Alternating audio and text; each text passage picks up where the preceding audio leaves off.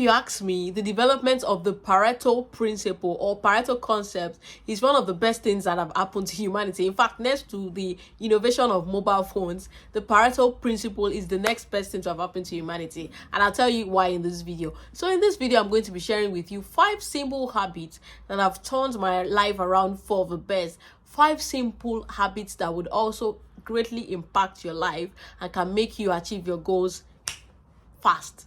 Really, the Pareto principle states that 80% of consequences result in 20% of causes. In other words, 80% of result is 20% of effort. So you don't have to keep working and working and working. You have to do things smartly, put in 20% of effort and get 80% result. That makes sense to me. Don't know about you. And that's why this habit I'm going to be sharing with you that have really impacted my life greatly. They're just about 20% really. And they have accounted for about 80% of results in my life, to show you that these habits are really great if you can try and cultivate them. First one is waking up early. This one I've always known, I've always read, and I've always heard people say that when you wake up early, you can achieve a lot more during the day, a lot more during the week and month, year, and just achieve more of your goals. And I've always underestimated it. I've always underrated it. But I haven't tried this for 3 months now. I have seen the truth of how these simple habits can really turn your life around. It can make the difference between you achieving your life's, goals and not achieving them. Waking up early can make a whole lot of difference in your life, and it has really, for me. I've seen it. It's one of the best habits of successful people anywhere in the world. And I'll tell you what, you see, just that 1 or 2 hours difference in the time that you wake up can account for a lot of things. First, when you wake up in the morning and you start your activity early, you are able to do a lot more. Then your mind is really well prepared for the day's activity. You are not in a rush. You can sit down and plan your day, or you might have actually planned it a day before, but you're able to start very well on a good note. Yeah, and then the way that I've been able to do this is to go to bed earlier, an hour or 2 earlier than I would. So usually I would go to bed as late as 1 a.m., 12 p.m., 11 p.m. But now I'll go to bed earlier. The latest for me will be 10:30 now, 10:30, which will mean that I'll be able to wake up earlier and then do things more. So this is one habit that if you cultivate it, you are going to see a, drastic change in your life, and you have me to thank for it. Number 2, using your travel time wisely. And this is another habit that I like, the Pareto principle of 80-20, doing 20% of the work and having 80% of the result. We travel a lot, and by travel I don't mean that you take your bag and you are traveling to the US, or you're going to Egypt, or you're going to Ghana.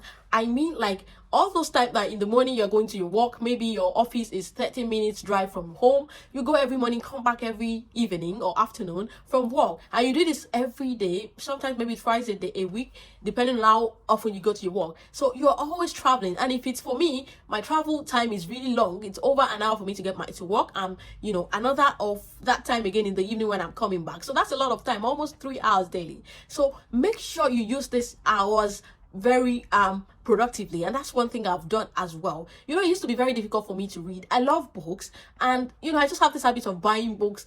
Even money that I would have used to do something better, or maybe not better actually, but do some other things, like buy fancy clothes and everything nice here, I prefer to use them to buy books. So I have a lot of books, somewhere on my shelf.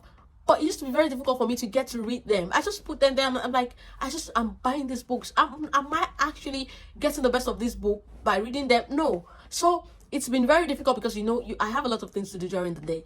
But what I've been doing now is to utilize my travel time to read. So once I get into the bus or train, especially the bus is, more peaceful for me. Really, I go to the back and I sit down. But for the train, you need to keep track. People are coming and going.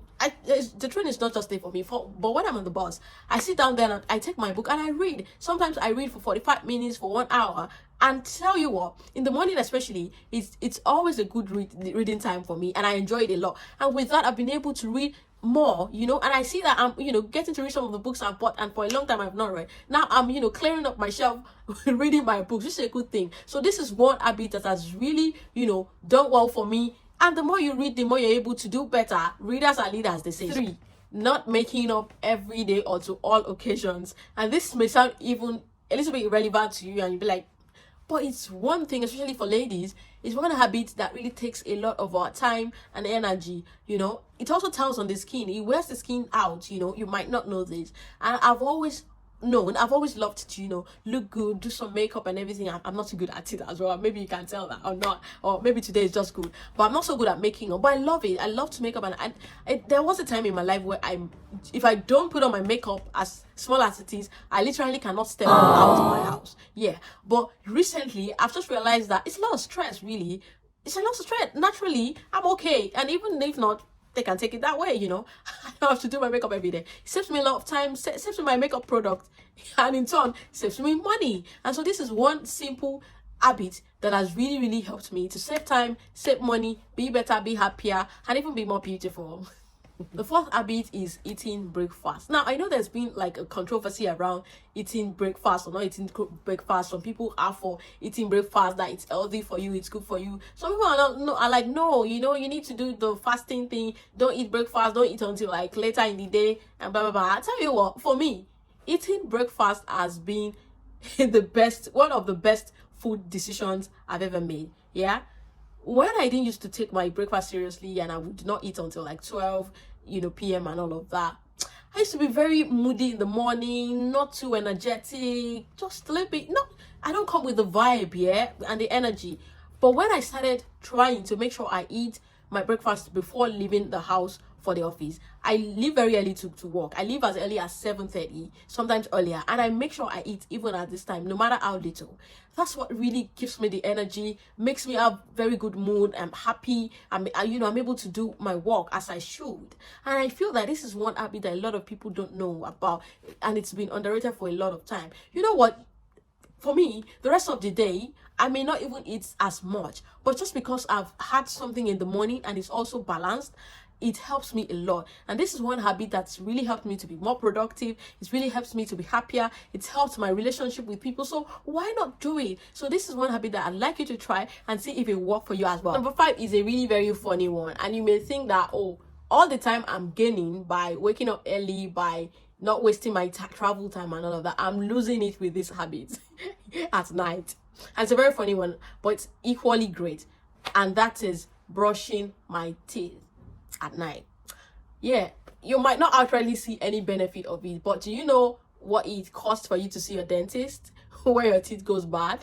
If you know that you'll be doing yourself a lot of favor by brushing twice. This is not something I've always done as well. There used to be a time I used to do it, maybe once in 1 month or once in 3 months when I remember. But now I've taken it more seriously. And what I've gone is, because I know that it's good to keep your toothbrush dry, away from the bathroom. Keep it dry so that all the germs and bacteria go away. So I've gotten toothbrushes, one for the morning, one for the night. So like when I'm going to just have to wash my face at night, I remember and I see my brush and I just take it, and it helps me to remember often to brush twice in a day. It helps me because I can't afford to pay the dentist when my teeth goes bad.